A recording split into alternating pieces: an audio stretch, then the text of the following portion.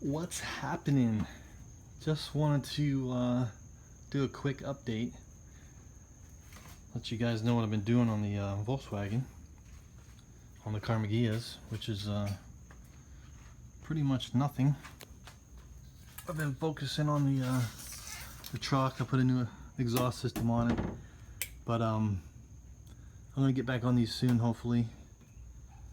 There is some serious rust back here that I need to make a plan for. I'm not sure how I'm going to tackle that, if there's a panel available for that, or if I'm just going to try to fab a little piece. I've never done it before. I don't even have the tools to do it, but eventually I guess I'll get something to fix that up, hopefully, or who knows. But there is the heater channels.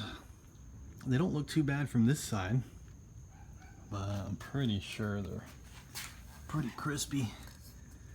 So we'll see. I mean, if I had tons of money, it wouldn't be an issue, but you know, we've got a budget to work on, so it's gonna take some time.